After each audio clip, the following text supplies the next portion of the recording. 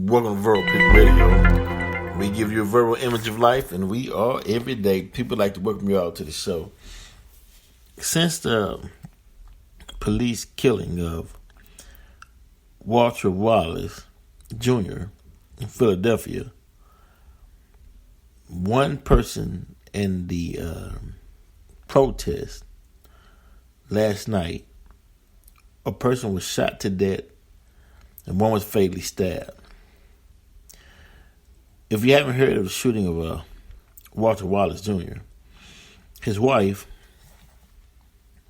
called 911 because her husband, as she stated, was a manic and he suffered from bipolar. He was bipolar. Suffered from bipolar disorder. She was explaining to them his situation and hoped that the ambulance would come and then take him to a mental institution to where he could be properly treated. But instead, police officers showed up and two police officers shot him. They said 10 to 12 times, killing Mr. Wallace. Right. One of the city officials for Philadelphia said that, because the question was asked, why didn't y'all use any tasers? Explanation was, there's no money in the budget to buy tasers, so they have to use their registered firearms when they go and on a call. Right. Now, judgment. Again, and it's one, I say you cannot have white police officers patrolling black areas because a lot of times the only interaction they have with the black community is movies that they saw on television where blacks are portrayed as gangsters or thugs or, doing drive-by shootings and whatnot. So that plays in back of their subconscious mind when they go into black communities. They're afraid, and soon as you lunge at them, soon as you yell at them, soon as you make any gesture of expression emotionally, they're going to shoot. They're going to shoot first, and they know that they can hide behind the justice system, and it is what it is. Right. So the point I'm making is black communities all over the U.S., you got to unify and know your neighbors, man. And if you have somebody that suffers from any type of mental illness, then you guys got to have a protocol on how to deal with that, right? If you got a man that just went off, female that just went off, they come outside with a knife in their hands, everybody just close the door and just let them, do what they do until they get sleep or get tired, and then that'll be the end of it, right? Or find some kind of way to get them their medicine, or pass them a joint. Do something, but to keep them alive. Because soon as the boys in blue come, they frustrated. They don't like you. They don't even want to be in your neighborhood, and they gonna shoot you. It's been shown over time and time again. Now, check this twist out. We're not going to be long today, but check the twist out, right? So, the presidential election is taking place, right? Let's check what they're doing. Since there's unrest in Philadelphia, some of the Walmarts and stores are discontinuing selling weapons, guns, and ammo because they feel as though they don't want black people buying guns during this protest in case Trump lose. As some of these white militias said, if Trump lose, there'll be a civil war.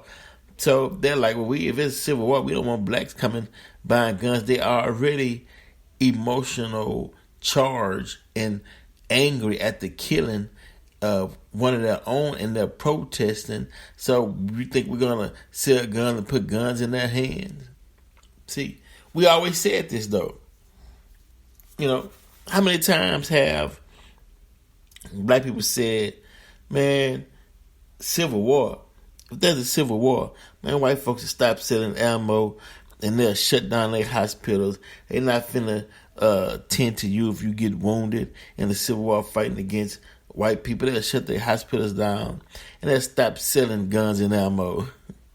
And they announced today, well, we're not selling any guns and ammo because black people are enraged at the killing of one of their own, and then you got this talk of if Trump loses, that there'll be a civil war. But if there is a civil war, if you don't have your weapons and guns now, we shutting it down because we don't want the minorities to run in and buy up the guns and ammo, to defend themselves. So it shows you where we're at. Now Philadelphia, Philadelphia got a lot of history with the movement of the Africas and the organization called MOVE that was bombed by the government, and then as the fire spread from that bombing, the fire department they refused to allow the fire department to put out the fire. They just let them burn, and it was just another tragic, sad day in this country. That the ideology or mentality of America is black get back. If there's any equal opportunity that you seek as black people, you have to get it yourselves, because your white brethren is not going to give you a leg up against him. Now, that should not even be considered a leg up against him if it's just America and we all created equal and we all kumbaya and we all immigrants and we all just Americans. Then that means that as a black individual, your inspirations, hopes, and desires, your motivation to go out and accomplish your dreams, there should be no hindrance from government, right? There should not be a white person in a position of power that would say, well, I'm not going to allow this black to do this. Hell, if I do, hell, that's competition. They might take my spot. No, because that's a colonial mindset. If you knew the true and living God, you'd understand that he believes in abundance and there's enough for everybody. But if you take on the colonizer's mindset, which some black people have taken on a colonizer's mindset, then it becomes it's not enough for everybody. So I have to hold you back, or I have to trip you up, or I have to murder you so I can be out front and shut down the competition. Right. And that mindset is dangerous. It's dangerous. But it's prevalent in the Americas. Right. So what do we do? Right. Now, I'm going to see if I can play a little bit of this from you. Sister Rock Conscious, she sent me Richard Williams, and he wrote a book titled, the book was titled, let me see, let me get this. They Stole It, But You Must Return It, right? Play a little bit for you guys, and we'll cut it off. Come in. Check it out. It would go around, and they would bring the African women over. They didn't have to do anything. It wasn't a punishment. And would hang them from by their hands with their legs folded under. And when they would get tired, they'd let their legs go down and it would cut their feet. Just breaking them in. Had nothing to do with a reaction to a negative behavior. But that was part of the breaking in period. If a slave was determined, if they determined that they were going to hang a slave, many times they would castrate him before they hung him, and place the penis in his mouth, and then let him hang there and let all the slaves see it. And there were situations in which a male who was associated with the family did a behavior or committed something that the white man didn't like. They would cut his head off and his family's head, and they would place him on the fence to have, so slaves could see it and be constantly reminded that any kind of deviation from what the slave masters wanted, this could be your fate. And this is what our children grew up seeing. This is what our foreparents as children grew up seeing day in and day out. So they were constantly under a threat of abuse, like I said, which is unmatched in the history of the world. See, we are still. That was Dr. Richard Williams, right? We still under that till this day, whether you know it or not. And I mean, what we're under is we still under a breaking period. You know, they've been killing black men in front of a crowd of black people for years because the bigger goal is to give off that reaction when you see it, for one, to put fear in you. Let me rephrase that. No, that's wrong. That's very wrong. This is the right way to say it. They already started the process of putting fear into black people in slavery days, right? So what they're doing today is they're just carrying on the process of keeping fear into black men and women. They're not going to let that process go in which they started back in slavery time. So when they shoot a black person, the goal is to put fear into everybody that saw it with this great shock, because they always killed the black man and woman inhumanely. It was always brutal and it was always uncalled for. You know, there was no justice for them even committing the killings that they did, and they carrying on that practice today. It's like, okay, well, look, we shoot a black man with a knife. We got guns, he got knives. We can sit and wait him out. You know, we can just sit there with our guns drawing on him. We don't have to shoot, because in time he's gonna get tired. You know, over it. You know, he's just sitting out there, right? But one thing you gotta realize, for one, the community, man, y'all gotta get out there and talk this. Anybody that's having a mental breakdown, do what you can to talk this person or calm the situation before the police get there, because when they get there, they got so many excuses and angles they can use to justify why they shot this man. They'll say, well, he was yielding a wife in public and we shot him to protect the citizens that were standing around, because we didn't want him to throw it and somebody gets hurt. You know, they master deceivers. So you got to outsmart the situation and say, "No, we got it. Don't call. We will take care of it." If you want to keep your brothers and sisters alive, you know, that's what that is. Okay, now, we have to start studying Islam as a religion for black people. And why do I say that? Simply because I'm not saying give up your Christianity. No. The main reason why black people have to study Islam as a religion, because the religion of Islam is structured to remove fear. That's the whole basis, to remove fear, and you only fear the Creator, God, Allah. That's it. No man, no situation, no nothing. Only the God, the creator of mankind, of humans. Right. That's it. Because the colonizer's purpose was to rule you through fear.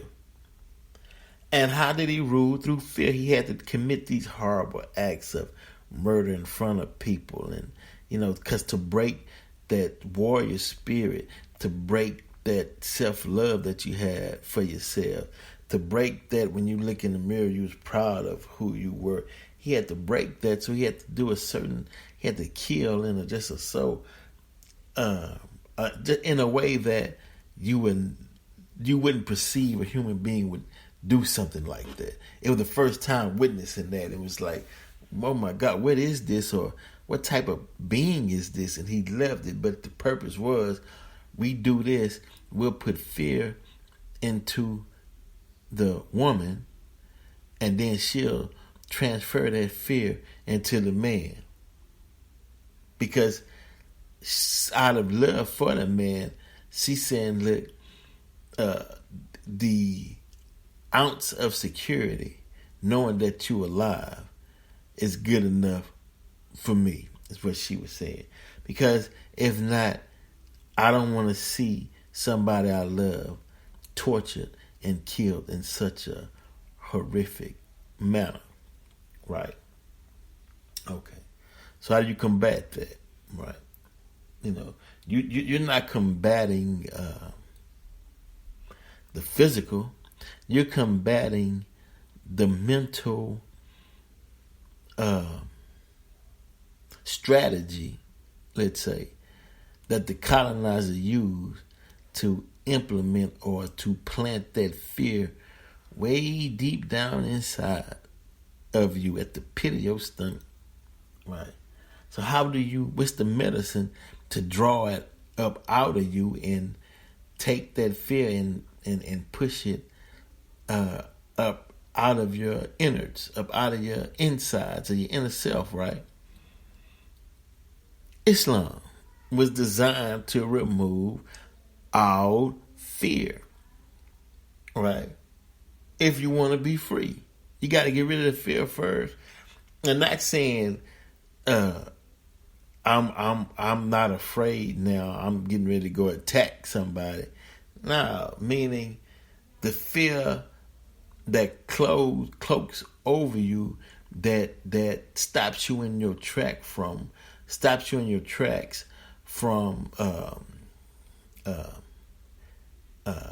tackling certain issues. The fear that's saying, well, if I start reading and get too much knowledge and whatnot, then I have to go challenge this system, and keep challenging this system until changes are made. Fear just allows you to hear it, look at it, and then that's the end of it. You're aware of it, but you don't have the tenacity or the strength to actually do something about it, right? Because fear chokes you. Now, the only thing that he allowed us to do was fight each other. There wasn't no fear in fighting or killing a black man. Never had been, because he allowed that, as long as you didn't look over there at harming the colonizer. But tearing down your own and fighting your own and killing your own, that was permitted. Hell, you doing him a favor. That's just, like he said, that's just one less end I got to deal with. That's part of the game. So you can exercise that strength, but when you cross, but if you think about crossing that line, that fear should keep you in check, right? And it's so many different aspects of fear and dealing with different types of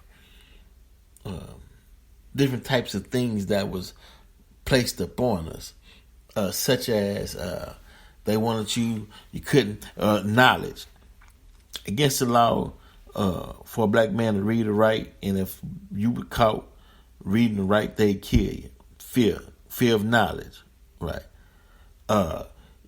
What Black Wall Street? What, you doing business, making more money than I'm doing business? We got to kill you. Fear of making money out of an abundance, out of the talent in which the Creator gave you, to where you felt if you go too far, He coming after you. Fear, right? Fear, even in His religion, right?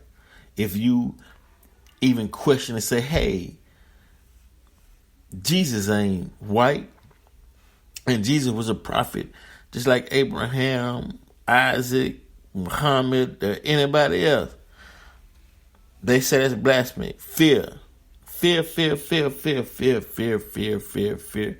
That's all they put was fear. So if you want to remove the fear, start reading the Quran. Start going to things that sole purpose was to remove fear. It's just like you got a cold, right? And you go down the aisle. Oh man, I'm talking about cold. We ain't COVID-19, but still. You got a cold, right? You go down the aisle, you pick up the box, and you read on the box. Then what's this do? Okay, well this dry you out. This starts congestions. Okay, now. And you go down the aisle where this starts congestions and fevers. You say okay. Then you go down the aisle where this starts congestion, fevers, headaches, running nose. So you like okay, well I'm gonna grab that one. You know, and yeah, but because I mean you can do study, but hell, Buddhism,